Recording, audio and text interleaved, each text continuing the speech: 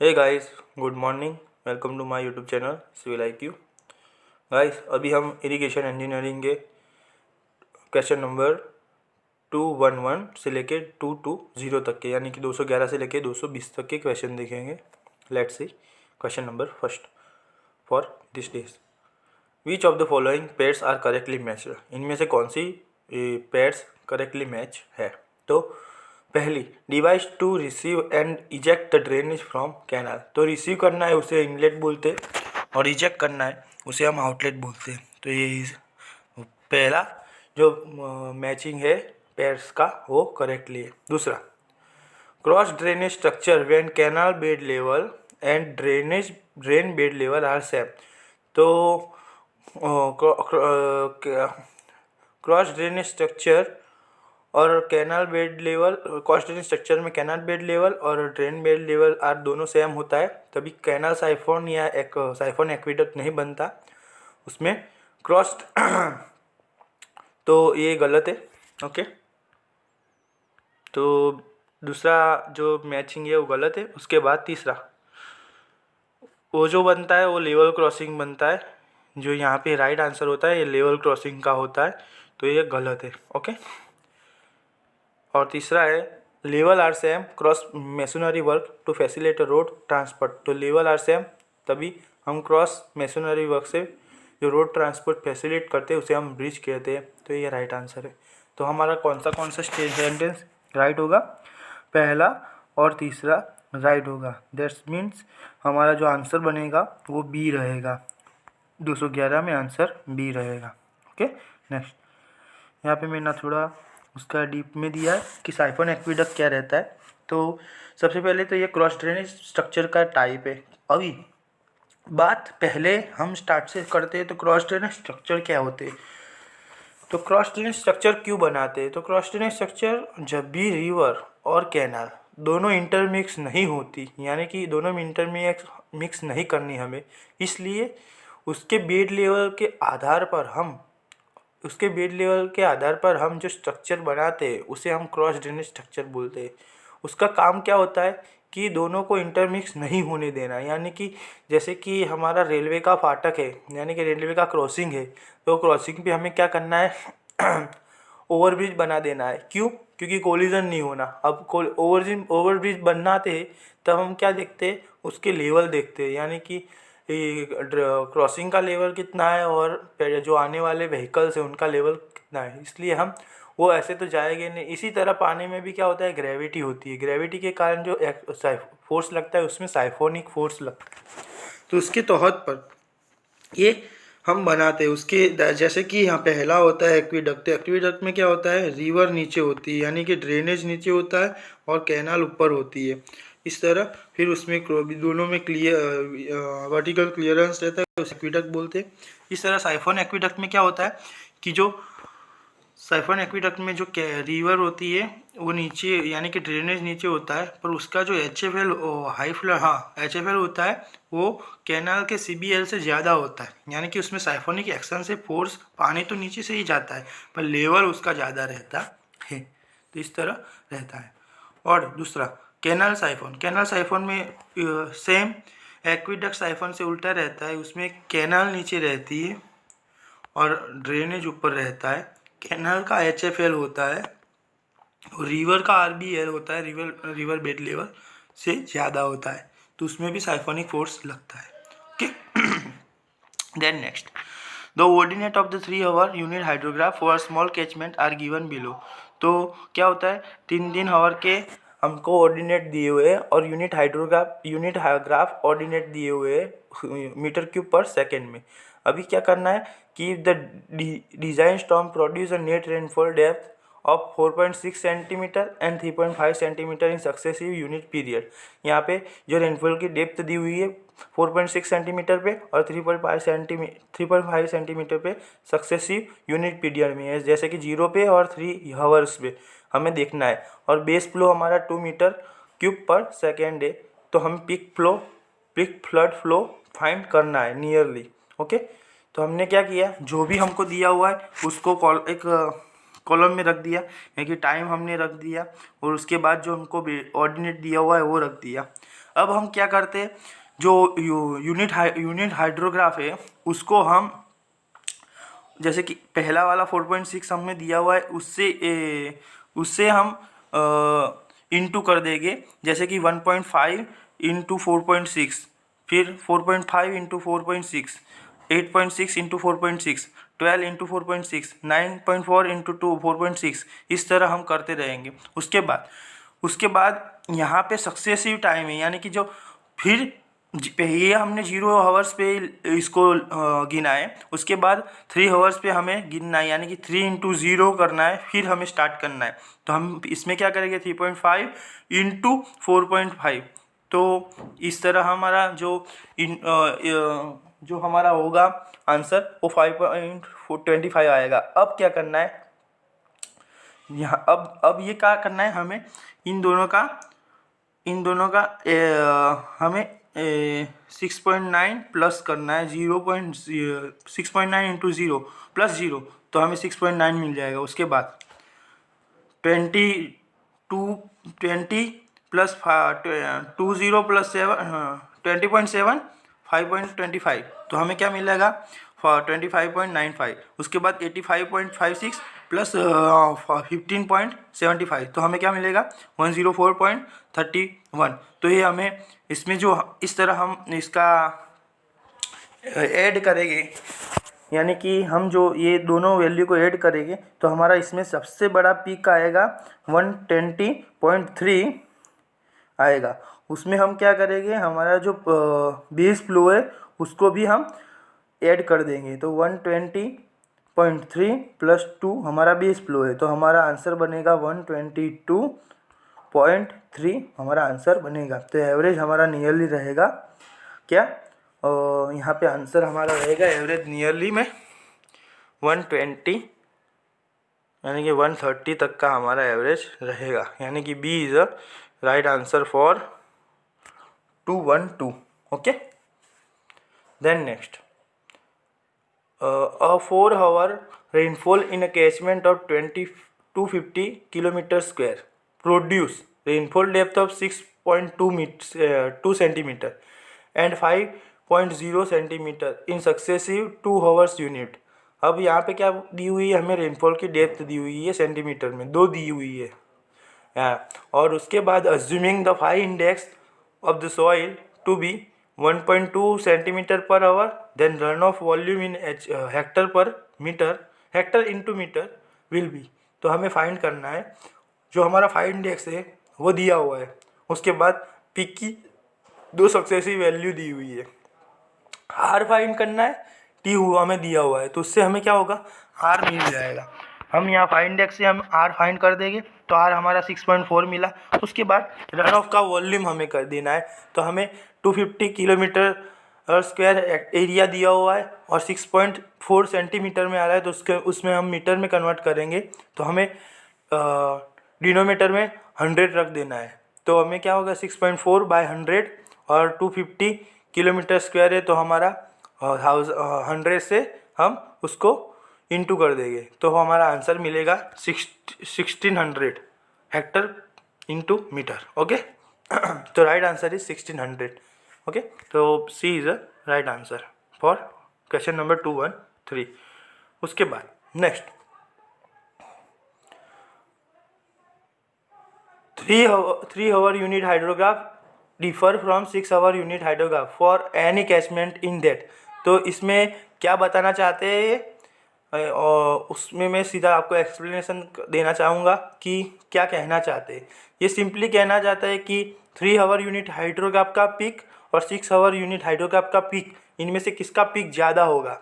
तो आपको मैं बता देता हूँ कि जिसका हावर्स का ड्यूरेशन कम है उसका पिक ज़्यादा होगा, और 6 आवर का ड्यूरेशन 6 आवर यानी लंबा ड्यूरेशन हो गया तो उसका पिक भी कम होगा। तो इस तरह जो पीक होता है वो कम टाइम वाले रेनफॉल का ज़्यादा होता है, तो उसका peak coordinate is proportional to 1 upon time base. Time base जिसका ज़्यादा उसका पीक कोऑर्डिनेट कम, और टाइम बेस जिसका कम उसका पीक कोऑर्डिनेट भी ज़्यादा, तो इनवर्सली प्रपोर्शनल में रहता है। तो हम देखेंगे कि हमारा इसमें से आंसर सी हमारा सेट हो रहा है। तो कैसे सेट हो रहा है? The time of the rise in less, time of rise less है but the peak ordinate is greater than former as compare to death. हमारा टाइम कम है बारिश का ड्यूरेशन का, पर हमारा पीक ऑर्डिनेट उसमें ज़्यादा रहेगा, यानी कि ये इन्वर्सली प्रोपोर्शनल रहता है। ओके, तो आपका कॉन्सेप्ट इसमें अच्छे से क्लियर हो रहा है।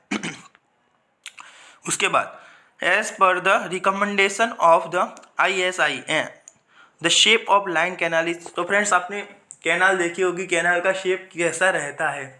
लाइन कैनाल का मतलब क्या है कि उसमें कंक्रीट के जैसे कंक्रीट या ब्रिक्स जैसे मटेरियल से कैनाल की जो सरफेस होती है उसको हम कवर कर लेते हैं, यानी कि लाइन कर देते हैं, उसको हम इम्परवियस कर देते हैं, जिससे क्या होता है कि हमारा जो पर्कोलेशन होता है, सीपेज होता है, वैसी कोई प्रॉब्लम होती नहीं है, उससे हमारा मेंटेनेंस भी कम रहता है। और एक बार हमें ये करना है, यानी कि एक बार ही हमें इसका अच्छे से लाइन कैनाल बना देनी है, उसके बाद हमारा बहुत सारे प्रॉब्लम कम हो जाते हैं। ओके, तो as per recommendation ISI the shape of the line canal is a trapezoidal. Line canal का शेप ट्रेपेजोइडल टाइप का होता है। अब क्या है? ओके, उसके बाद question number 216 in a figure shows the curve of hydrograph. In figure में कर्व हमारा हाइड्रोग्राफ का देखेंगे। Which of the following would be cause peak of the curve shift to right. हमारा पीक राइट में shift करने से क्या होगा? तो when the length of overland flow is more, तो हमारी लेंथ ओवरलैंड फ्लो में ज़्यादा रहेगी। उसके बाद when the slope of the land surface is less, हमारा स्लोप कम रहेगा। जब भी हमारी लेंथ बढ़ेगी तो हमारा स्लोप भी कम होगा। When the run of is more, when the rainfall is moderate. तो फ्रेंड्स, पहले दो सेंटेंस है वो हमारे सेट हो रहे हैं, तो हमारा राइट आंसर रहेगा, यानी कि ये हमारा हाइड्रोग्राफ का ग्राफ है। और इसमें क्या होता है कि एक्स एक्सिस पे हमारा टाइम रहता है, वाई एक्सिस पे रन ऑफ रहता है। ये हमारा पीक है। तो इसमें क्या होता है, हमने जैसे अभी देखा कि हमारा जब भी टाइम बढ़ता है उसके साथ हमारा पीक कम होता है, वो इन्वर्सली प्रोपोर्शनल में होता है। तो इसमें बोला है कि when the length of the overland flow is more, तो जब भी हमारी लेंथ बढ़ेगी तो फ्लो ज़्यादा रहेगा, ये सही बात है। और क्या बोला है दूसरा कि when the slope of the land surface is less, हमारा स्लोप लैंड सरफेस के कम रहेगा। ओके, क्योंकि अब क्या है कि जैसे कि इस तरह पानी बहता है तो इसमें फास्ट पानी बहेगा और स्लोप कम रहेगा, तो उसमें पानी जो रहेगा उसकी सरफेस पे तो वो कम रहेगा। तो इस तरह इसको हम कह सकते हैं। तो 1 और 2 हमारा जो सेंटेंस है वो राइट है और 3 और 4 गलत है। That's why 216 is a right answer. Okay friends, C is a right answer. 21, तो क्वेश्चन नंबर 216 में C is a right answer. उसके बाद next match list 1 with list 2 and select the correct answer using the code. तो क्या है friends कि land capability है, sandy soil है, कंजप्टिव यूज ऑफ क्रॉप है, वाटर फ्लो मेजरमेंट है। अब क्या है, ऑप्शन में सामने यहाँ पे 3 है, यहाँ पे 4 जो है मैच, और उससे मैचिंग करवाने 5 के साथ मैचिंग करवाने हैं। तो ड्रिप इरिगेशन है, पार्शियल फ्लूम है, कॉन्टूर स्ट्रिप क्रॉपिंग है, ब्लेंडी किंडल फार्मूला है और US ब्यूरो रिक्लेमेशन क्लासिफिकेशन है। तो सबसे पहले फ्रेंड्स हमें पहले पता चलेगा तो सैंडी सॉइल है वो ड्रिप इरिगेशन में यूज़ होती है। ड्रिप इरिगेशन यानी कि टपक सिंचाई गुजराती में बोलते हैं। तो और फुवारा पद्धति को ट्रिंकल यानी कि स्प्रिंकल मेथड से कहते हैं। और सैंडी सॉइल के लिए ड्रिप इरिगेशन बेस्ट रहेगी। तो बी में हमारा 1 आ जाता है। ओके, बी में हमारा 1 आ जाता है। अभी हम यहाँ पे सेट कर देंगे सबको। फिर क्या है, वाटर फ्लो मेजरमेंट, डी को आप देखेंगे तो किससे मेज़र होता है? वाटर का फ्लो पार्शियल फ्लूम से। तो हमारा डी में 2 आ गया है। ओके, बी में 1 और डी में 2। तो हमारा ए में आएगा लैंड कैपेबिलिटी आएगा हमारा US रिक्लेमेशन से। तो यानी कि हमारा ए में हमारा 5 आ गया है। तो यहाँ पे हम देखेंगे तो ए में 5, बी में 1, डी में 2, तो सी में हमारा 4 आ जाएगा consumptive use of crop of water flow is a plenty क्रींडर। तो इस तरह से हमें मैचिंग करवाना है फ्रेंड्स। और उसका थोड़ा मैंने यहाँ पे सॉल्यूशन देने का ट्राई किया है कि drip irrigation is used to sandy soil, then consumptive use of water to remove from available supplied without return to water resource system, यानी कि water use manufacturing like the agriculture and food preparation that is not a return to stream river and water treatment plant, तो वापिस नहीं आता। Okay, then partial flume. तो partial flume एक friends एक triangular type का रहता है और उससे हम क्या मेज़र कर सकते हैं, फ्लो जो होता है पानी का वो मेज़र कर सकते हैं। और partial flume is economical and accurate way of measuring of flow water in open channel and non full pipe. Okay, तो ओपन चैनल के लिए जो मेज़र करने के लिए पार्शियल फ्लूम एक इम्पोर्टेंट मेजरिंग इक्विपमेंट रहता है। उसके बाद ट्रेपेजोइडल साइक्लोन, यानी कि इसमें राइट आंसर फ्रेंड्स बन गया ए 270 में राइट आंसर हमारा बना 1217, उसमें राइट आंसर हमारा बना ए। ओके, तो आपको कंफ्यूज नहीं होना फ्रेंड्स। उसके बाद a trapezoidal cyclone is a northern hemisphere is a zone. तो नॉर्दर्न हेमिस्फीयर में क्या होता है, low pressure with clockwise wind, low pressure with anti clockwise please wind, high pressure with clockwise wind, then high pressure with anti clockwise wind. तो friends northern hemisphere में low pressure with anti clockwise बनता है। तो यहाँ पे मैंने लिखा है कि नॉर्दर्न में कौन सा रहता है, सदर्न में कौन सा रहता है। साइक्लोन यहाँ पे लिखा है कि a cyclones centre often known as a mutual tropical cyclone as the eyes is the area of lowest atmospheric pressure in the region. ये एरिया का सबसे लोएस्ट एटमोस्फेरिक प्रेशर रहता है because of the Coriolis effect. किसके कारण, तो Coriolis effect के कारण, कोरिलिस इफेक्ट के कारण ये लोएस्ट एटमोस्फेरिक प्रेशर रहता है। फिर the wind flow around the large cyclone is anti clockwise, और विंड फ्लो हमारा लार्ज साइक्लोन में एंटी क्लॉकवाइज रहता है इन अ नॉर्दर्न हेमिस्फीयर। नॉर्दर्न हेमिस्फीयर में एंटी क्लॉकवाइज रहता है और सदर्न हेमिस्फीयर में क्लॉकवाइज रहता है। ओके, तो यहाँ पे इस तरह हमें याद रखना है कि नॉर्दर्न में हेमिस्फीयर में एंटी क्लॉकवाइज और सदर्न में क्लॉकवाइज रहता है। तो यहाँ पे नॉर्दर्न के लिए पूछा है तो हम एंटी क्लॉकवाइज वाला यूज़ करेंगे, तो low pressure with anti clockwise wind. Then question number 219। Okay, if one want to be 90% sure that the design flood in the dam project will not occur during the design life period 100 year, यहाँ पे एक design बनाई है वो 90% sure है कि 100 years में ये फ्लड आने वाला नहीं है। उसका जो रिकरेंस इंटरवल है वो 100 ईयर्स है। तो फ्लड विल बी, तो हमें फाइंड करना है कि उस कितने साल के लिए वो डिज़ाइन सेफ है। तो उसका टाइम पीरियड हमें देख लेना है कि probability of non occurrence of the flood in next n years is given by. तो उसमें क्या है, q is equal to 1 minus P का p रेस टू n। तो q हमारा क्या है 0.90 है। Okay, is equal to 1 minus P raise to 100। तो उससे क्या होगा कि 0.90 से लेके